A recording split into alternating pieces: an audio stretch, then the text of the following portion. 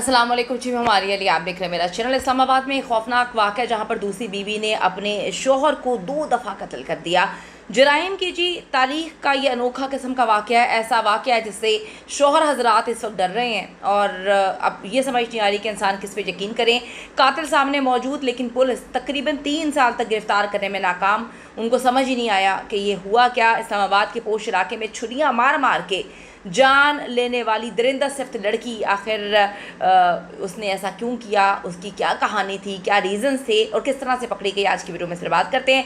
Request है जी channel को subscribe करें, वीडियो को आखिर तक मुलाहिज़ा ज़रूर फरमाइएगा जी। 8 अक्टूबर 2022 की ये दोपहर है और इस्लामाबाद में तनवीर अंजुम की जो दफ्तर का माहौल था वो बड़ा गैर मामूली था। घड़ी ने 11 बजाए मगर जो है पहले ही दफ्तर 10 बजे तक पहुंचने वाला तनवीर वो ड्यूटी पर नहीं पहुंच सका। दफ्तर के मालिक सलमान जो है वो बार बार मोबाइल मिलाते रहे लेकिन कोई जवाब ना आया। आखिरकार फ़ोन की दूसरी तरफ से एक औरत की आवाज़ आई और ये जो है तनवीर की बीवी मुस्कान थी। सलमान साहब, आप लोग मान नहीं रहे थे, तनवीर ने दूसरी शादी कर रखी है। आज मैंने उसे ख़त्म कर दिया, उसकी लाश घर में पड़ी है और अब मैं गाँव जा रही हूँ। फ़ोन कट गया और समझ नहीं आ रही थी कि ये हुआ क्या, ये क्या बातें की जा रही थी, ये क्या बात थी, क्यों जो है वो कत्ल कर दिया गया और क्यों बातचीत नहीं की गई। फ़ोन करता है, लम्हे भर को ऑफिस में वो कहते हैं सन्नाटा छा गया। कुछ देर बाद कंपनी मालिक और दीगर मुलाजमिन तनवीर के घर पे पहुंचते हैं और दरवाज़ा अंदर से खुला था। कमरे में दाखिल होते हैं तो सबके रोंगटे खड़े हो जाते हैं। सोफ़े के पास खून में जमी हुई जो है वो लाश थी, हर तरफ खून बिखरा हुआ था।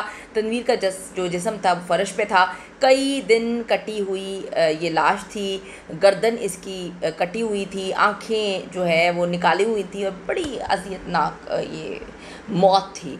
सलमान साहब ने कामती आवाज़ में पुलिस को कॉल की। चंद ही मिनट बाद जो है वो गाड़ी आ गई और वो जो लाश थी वो बड़ी ही मतलब एक दर्दनाक मंज़र जो है वो पेश कर रही थी। तो ये लोग समझने की कोशिश कर रहे थे कि ये मतलब हुआ क्या है, ये क्या मामलात हैं, ऐसा हुआ क्या है। तो इस्लामाबाद के सेक्टर G12 की एक सुनसान गली थी। उस रोज़ फ़ज़ा में कुछ गैर मामूली सा था, कुछ अजीब सी वाइब्स नहीं आ रही होती। तनवीर अपने घर में मौजूद था। उसकी अहलिया मुस्कान ने उसे कुछ खाने को दिया जिसके बाद वो नीम बेहोश हो जाता है। इसी इस्ना में मुस्कान ने अपने पुराने दोस्त जो है आबिद अली को बुलाया। दोनों इसे कमरे में ले गए जहां तनवीर बेहोशी में पड़ा हुआ था। चंद लम्हे बाद तेज़ धार जो छुरियों के बेतहाशा वार करके उसको अपनी नींद सुला दिया। उसके बाद कमरे में खून की जो है वो बदबू फैल रही थी। तनवीर की लाश ज़मीन पे पड़ी हुई थी। शौहर के कत्ल के बाद मुस्कान और उसके साथी ने कपड़े चेंज किए। उसके बाद खून आलूद कपड़े बैग में डाले, तेज़ी से घर से निकले और फिर जो है वो वहाँ से निकल गए। और एक कहानी ऐसी थी, तनवीर की लाश जिसको खौफनाक हालत में छोड़ कर गए थे। पुलिस ने तनवीर अंजुम की लाश कब्जे में लेके पोस्टमार्टम किया। उसके भाई की मुद्दत में FIR दर्ज की जाती है। उसके बाद मुल्ज़िमा जो मुस्कान है उसके नामालूम साथी की तलाश शुरू हुई, लेकिन वो ऐसे गायब हो गए जैसे कि वो पैदा ही नहीं हुए थे, दुनिया में थे ही नहीं, ज़मीन खा गई या आसमान निकल गया। 3 साल तक पुलिस कातिलों को ढूंढती रही, लेकिन मुस्कान और आबिद जो है वो नई शनाख्तों के साथ इस्लामाबाद और रावलपिंडी के मुख्तलिफ इलाकों में छुपते रहे। उन्हीं शहरों में मौजूद थे लेकिन पुलिस की पहुंच से दूर थे। इसी दौरान उन्होंने शादी करके एक नई ज़िंदगी शुरू कर दी, लेकिन खौफ के साए तो दोनों की ज़िंदगी में हमेशा रहे। कुछ अर्से पहले जी पुलिस को एक खुफिया कॉल मिली कि दोनों एक किराए के मकान में छुपे हुए हैं। SHO ने वहाँ पे जाके जो है वो रेड की, टेक्नोलॉजी की मदद हासिल की। एक तवील खामोश निगरानी के बाद खुसूसी टीम ने बिलाखिर 3 साल बाद 2 सितंबर 2025 को इनके घर पर छापा मारा, उन्हें गिरफ्त में लिया। बाद में पुलिस उनको लेकर जो है वहाँ पे गई, छुरियाँ और पता नहीं क्या कुछ जो है वो पुलिस ने बरामद भी कर लिया। तफ्तीश के दौरान इंकशाफ हुआ कि मुस्कान की कोई पहली या दूसरी शादी नहीं थी। पुलिस के मुताबिक ये इसकी चौथी शादी थी। तनवीर के साथ ताल्लुक़ भी उसने खुफिया रखा हुआ था, यहाँ तक कि मकतूल के घर वाले भी इस हवाले से लाइल्म थे। दौरान तहकीक मालूम हुआ कि खातून का असल नाम जो है वो शाहीन उर्फ मुस्कान है, वो रावलपिंडी की रिहायशी थी। शरीक मुल्ज़िम आबिद भी उसी के मोहल्ले का रिहायशी था। मुस्कान से शादी के बाद उसके शौहर तनवीर अंजुम ने इस्लामाबाद के सेक्टर G12 में रहना शुरू कर दिया। मुस्कान के आबिद अली के साथ ताल्लुकात चल रहे थे और उन्होंने मंसूबाबंदी करके तनवीर को कत्ल किया।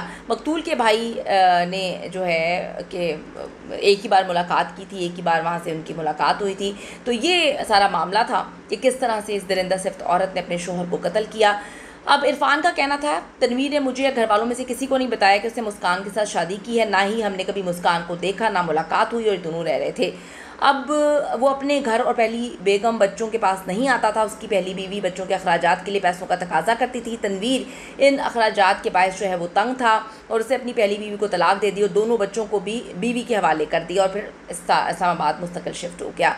मोहम्मद इरफान ने बताया कि उसके वालिद के इंतकाल पर तनवीर और मुस्कान दोनों गाँव आए थे, लेकिन इस मौके पर भी इनके साथ जो है वो मुलाकात नहीं हो पाई।